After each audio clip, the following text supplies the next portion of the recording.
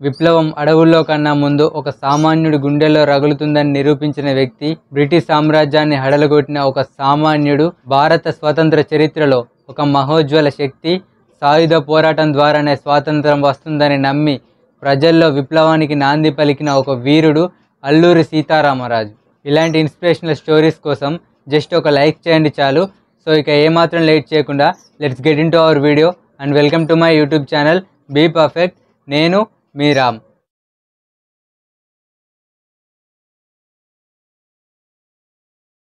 కేవలం 27 ఏళ్ల వయసులోనే అమాయకులు, నిరక్షరాస్యులు, నిరుపేదలు అయిన కొంతమంది అనుచరులతో చాలా పరిమితమైన వనరులతో బ్రిటిష్ సామ్రాజ్యాన్ని ఢీకొన్నాడు. సీతారామరాజు గారి సొంత ఊరు మోగల్లు గ్రామం.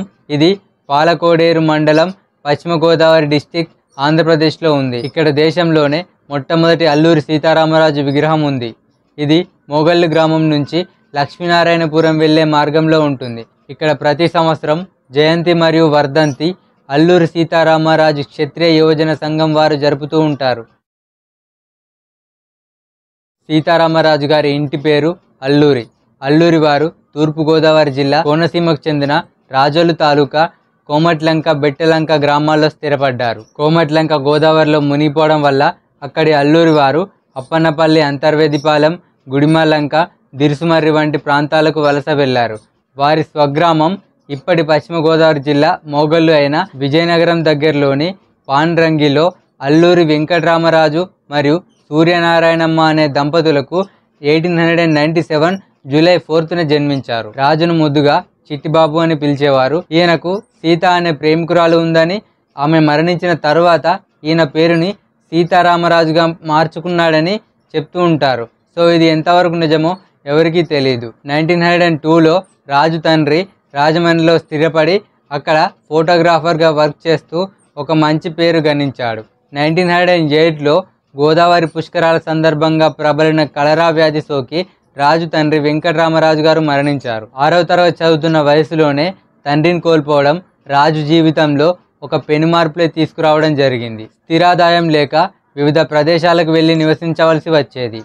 పినతండ్రి రామకృష్ణంరాజు కూడా ఆర్థికంగా ఈ ఫ్యామిలీకి సహాయం చేసేవాడు. తండ్రి చనిపోవడం రాజు చదువుపై కూడా ప్రభావం చూపించింది. 1909లో భీమవరం దగ్గరలోని కొవ్వాడ గ్రామానికి నివాసం మార్చారు. భీమవరంలో ఉన్న మిషన్ ఉన్నత పాఠశాలలో మొదటి ఫారంలో చేరి రోజు కొవ్వాడ నుంచి నడిచి వెళ్ళేవాడు. 1911లో రాజమహేంద్రవరంలో 6వ తరగతి, 1912లో తూర్పుగోదావరి జిల్లా రామచంద్రపురంలో 7వ తరగతి ఉత్తీర్ణుడై అదే సంవత్సరం కాకినాడ పిఠాపురం రాజా పాఠశాలలో చేరాడు. సో ఇలా అనేక ప్రదేశాల్లో చదువుతూ చదువుపై అశ్రద్ధ రావడంతో శాశ్వతంగా చదువు మానేశాడు. 1918లో రాజు కుటుంబం తునిలో ఉండేది. సో ఈ టైంలోనే అడవులు మరియు కొండల ప్రాంతాలు తిరుగుతూ అక్కడ ఉండే గిరిజనుల యొక్క జీవన విధానాన్ని గమనించేవాడు. ఉత్సవాయి నీలాద్రిరాజు వద్ద జ్యోతిష్యం, వాస్తుశాస్త్రం, కవిత్వం నేర్చుకున్నాడు. సూర్య అభయ శాస్త్రి వద్ద సంస్కృతం, ఆయుర్వేదం నేర్చుకున్నాడు. చిన్నప్పటి నుంచి రామరాజులో దైవభక్తి, నాయకత్వ లక్షణాలు, దానగుణం అధికంగా ఉండేవి. బెంగాల్లోని సురేంద్రనాథ్ బెనర్జీ దగ్గర కొన్నాళ్ళు అతిథిగా ఉన్నాడు. ఈ యాత్రలో బరోడా, ఉజ్జయిని, బద్రీనాథ్, బ్రహ్మకపాలం వంటి ప్రదేశాలు చూశాడు. బ్రహ్మకపాలంలో సన్యాసి దీక్ష స్వీకరించి యోగిగా తిరిగి వచ్చాడు. ఈ యాత్రలో ఎన్నో భాషలు, విద్యలు నేర్చుకున్నాడు. కృష్ణదేవిపేటకు చేరుకొని అక్కడి దగ్గరలోని దారాకొండపై కొన్నాళ్ళు తపస్సు చేశాడు. సో రెండవ యాత్రకు మళ్ళీ 1918లో ప్రారంభమయ్యాడు. సో ఈ యాత్రలో బస్తర్, నాసిక్, మైసూర్ వంటి ప్రదేశాలు తిరిగాడు. కృష్ణదేవిపేట వద్ద తాండవ నదిలో చిక్కలగడ్డ కలిసే ప్రదేశంలో గిరిజనులు కట్టించిన 2 ఇళ్లలో రాజు మరియు అతని కుటుంబం నివాసం ఉండేవారు. సో దానికి శ్రీరామ విజయనగరం అని పేరు పెట్టారు. అనేక యుద్ధ విద్యల్లోనూ ఆయుర్వేద విద్యల్లోనూ ప్రావీణ్యుడవడం చేత త్వరలోనే ఆ చుట్టుపక్కల ప్రాంతాలకు ఆరాధ్యుడయ్యాడు. మన్యం ప్రజల కష్టాలను నివారించడానికి ప్రయత్నించేవాడు. అండ్ అలాగే మూలికా వైద్యం, చిట్కా వైద్యం, మహాభారతం, రామాయణం వంటివి చెప్తూ ఉండేవాడు. ఆ రోజుల్లో ఏజెన్సీ ప్రాంతంలోని ప్రజలు తెల్లవారి చేతుల్లో అనేక దురాగతాలకు, అన్యాయాలకు, దోపిడీలకు గురయ్యేవారు. శ్రమ దోపిడీ, ఆస్తి దోపిడీ, స్త్రీల మాన అపహరణ ఇలాంటివి సర్వసాధారణంగా జరుగుతూ ఉండేవి. మన్యంలో గిరిజనుల జీవితం చాలా దుర్భరంగా ఉండేది. పోడు వ్యవసాయం చేసుకుంటూ అటవీ ఉత్పత్తులను అమ్ముకొని జీవించే వారిపై బ్రిటిష్ వారు చాలా ఘోరమైన దురాఘాతాలు చేశారు. రక్షిత అడవి పేరుతో చెట్లను కొట్టడం ప్రభుత్వం నిషేధించింది. సో దీని ద్వారా గిరిజనులకు జీవనోపాధి లేకుండా పోయింది. అటవీ ఉత్పత్తుల సేకరణలకు కూడా అడ్డంకులు సృష్టించింది. ప్రభుత్వం నిర్మిస్తున్న రోడ్డు కాంట్రాక్టర్ల వద్ద రోజు కూలి చేయవలసి వచ్చేది. సో ఈ కాంట్రాక్టర్లు ప్రభుత్వ అధికారులకు లంచాలు ఇచ్చి వీరికి కూలీ కూడా సరిగ్గా ఇచ్చేవారు కాదు. 6 అనాలని చెప్పి 1 2 అనాలు ఇచ్చేవారు. సో మళ్ళీ సరుకులు కావాలనుకుంటే మళ్ళీ అదే ప్రభుత్వ అధికారులకు దగ్గరికి వెళ్ళి తీసుకోవాల్సి వచ్చేది. కాంట్రాక్టర్లు ఇచ్చే కూలీ వీరికి ఏమాత్రం సరిపోయేది కాదు. వీరు ఆకలి మంటకు చింత అంబలి తాగేవారు. ఈ దురాఘాతాలకు తట్టుకోకుండా కొన్ని గిరిజన ప్రాంతాల్లో తిరుగుబాట్లు జరిగాయి.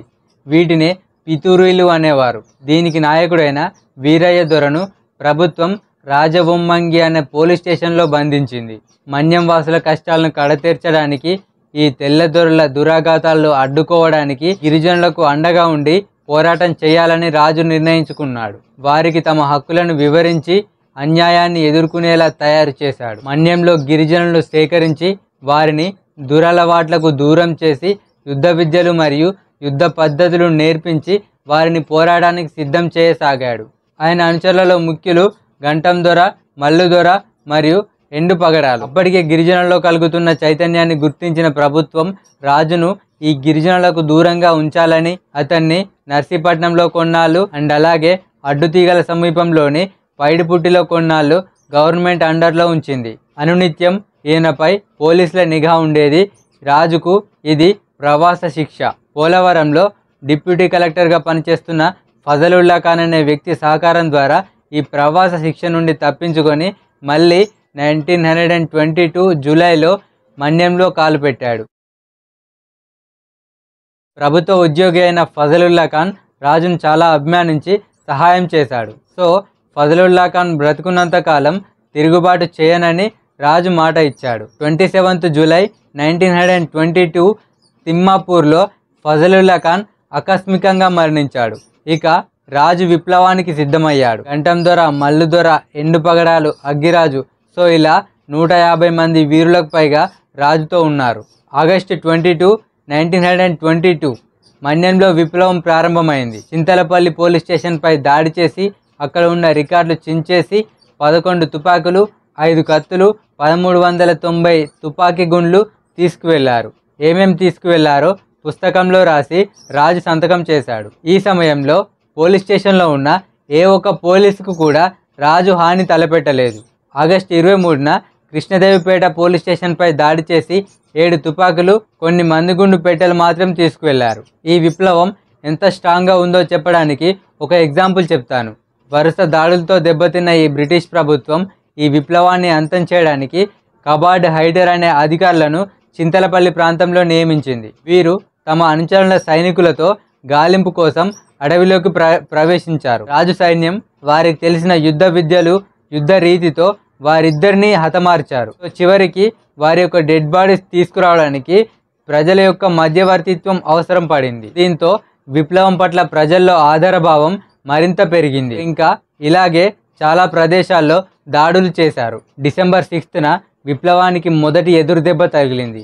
జాన్ చార్లీ మరికొందరు అధికారుల నాయకత్వంలో రాజు సైన్యానికి మరియు ప్రభుత్వ సైన్యానికి పెదగడ్డపాలెం, వరిచెన్లలో పోరాటం జరిగింది. ప్రభుత్వ సేనలు చాలా శక్తివంతమైన ఫిరంగులు ఉపయోగించడంలో దీనిలో రాజు యొక్క సైన్యం 4 చనిపోయారు. కొన్ని ఆయుధాలు కూడా ప్రభుత్వ వశమయ్యాయి. అండ్ అలాగే తప్పించుకున్న విప్లవ వీరుల స్థావరాలపై మళ్ళీ అర్ధరాత్రి దాడి చేయడంతో ఈసారి 8 మంది మరణించారు. ఆ తర్వాత దాదాపు 4 నెలల పాటు విప్లవ దళం స్తబ్దుగా ఉండిపోయింది. రామరాజు చనిపోయాడని, విప్లవం ఆగిపోయిందని పుకార్లు రేగాయి. క్రమంగా రాజు దళానికి, ప్రభుత్వ దళానికి వైరం తీవ్ర రూపం దాల్చింది. ఎలాగైనా రాజును పట్టుకోవాలని ప్రభుత్వం అనేక గూఢచారుల ద్వారా ప్రయత్నిస్తుంది. తనను అనుసరిస్తున్న గూఢచారులను హెచ్చరించడం లేదా శిక్షించడం జరగసాగింది. 2 సెప్టెంబర్ 1923 రామవరం ప్రాంతంలోని కమాండర్గా ఉన్న అండర్వుడ్ సైనికులకు మరియు మన్యం వీరులకు భీకరమైన యుద్ధం జరిగింది. దీనిలో రాజు ముఖ్యమైన అనుచరుడు మల్లుదొర పోలీసులకు దొరికిపోయాడు. సో తర్వాత ఈయనను శిక్షించి అండమాన్ జైలుకు పంపారు. ఏప్రిల్ 17, 1924. సో ఇది గుర్తుపెట్టుకోండి. ఈ టైంలోనే మన్యం ప్రాంతానికి స్పెషల్ కమిషనర్గా రూథర్ఫర్డ్ నియమితుడయ్యాడు. ఈయన విప్లవాలను అణచడంలో పేరుగలవాడు. విప్లవకారుల్లో అగ్గిరాజు చాలా అతిసాహిగా పేరు పొందాడు. ప్రభుత్వాధికారులను, పోలీసులను ముప్పు తిప్పలు పెట్టేవాడు. ఆహార ధాన్యాలను కొల్లగొట్టేవాడు. విప్లవ ద్రోహులను దారుణంగా శిక్షించేవాడు. ఇతనికి ప్రాణభయం లేదు. మే 6, 1924లో జరిగిన కాల్పుల్లో అగ్గిరాజు కాలుకి గాయమైంది. శత్రువులకు దొరకకుండా ఆయన బావిలోకి దునికి మరణించాలని అనుకున్నాడు. కానీ శత్రువులకు దొరికిపోయాడు. తర్వాత ఈయనను శిక్షించి అండమాన్కి పంపేశారు. అక్కడ ఈయన మరణించాడు. ఒక రాత్రి రాజు మంపా గ్రామానికి వచ్చాడు. అంతకుముందు రూథర్ఫర్డ్, ఇంతకుముందు చెప్పాను కదా, కృష్ణదేవిపేటలో నిర్వహించిన సభలో మంపా మున్సబ్ కూడా పాల్గొన్నాడు. ఒక వారంలో విప్లవకారుల ఆచూకీ తెలియజేయకపోతే ప్రజలందరినీ కాల్చేస్తానని కృష్ణదేవిపేట సభలో రూథర్ఫర్డ్ నిర్దాక్షిణ్యంగా చెప్పాడు. అతడేమి చెప్పాడని తెలుసుకోవడానికి రాజు ఈ మున్సబ్ ఇంటికి వెళ్ళాడు. తన వల్ల ప్రజలు ఎన్ని కష్టాలు పడుతున్నారో అని వివరించి వారికి ఈ బాధల నుండి విముక్తి ప్రసాదించడానికి నేను లొంగిపోతాను అని ఆ మున్సబ్ గారితో చెప్పాడు. తనను ప్రభుత్వానికి పట్టించిన వారికి 10,000 రూపాయల బహుమతి వస్తుందని, కనుక తనను ప్రభుత్వానికి పట్టించమని కోరాడు. కానీ మున్సబు అలాంటి నీచమైన పని చేయనని తిరస్కరించాడు. తర్వాత 1924 మే 7న కొయ్యూరు గ్రామ సమీపంలోని ఒక ఏటి వద్ద కూర్చొని ఒక పశువుల కాపరి ద్వారా తను ఉన్న ప్లేస్ని పోలీసులకు కబురు పంపాడట. ఏటి ఒడ్డున స్నానం చేస్తుండగా రాజుని పోలీసులు చుట్టుముట్టారు. కొయ్యూరులో బంధించి ఈయనను మేజర్ గుడాల్ వద్ద హాజరుపరిచారు. బందీగా ఉన్న సీతారామరాజును ఏ విచారణ లేకుండా మేజర్ గుడాల్ కాల్చి చంపాడు. అతని చితాభస్మాన్ని సమీపంలో ఉన్న వరాహ నదిలో కలిపారు. ఆ విధంగా కేవలం 27 సంవత్సరాల వయసులోనే అల్లూరి సీతారామరాజు అమరవీరుడయ్యాడు. సో ఇది అండి ఈరోజు వీడియో. ఈ వీడియో మీకు నచ్చినట్లయితే జస్ట్ ఒక లైక్ చేయండి. అండ్ అలాగే వెళ్ళే ముందు వీలైతే మన ఛానల్ని సబ్స్క్రైబ్ చేసుకోండి. Have a good day. Thank you so much.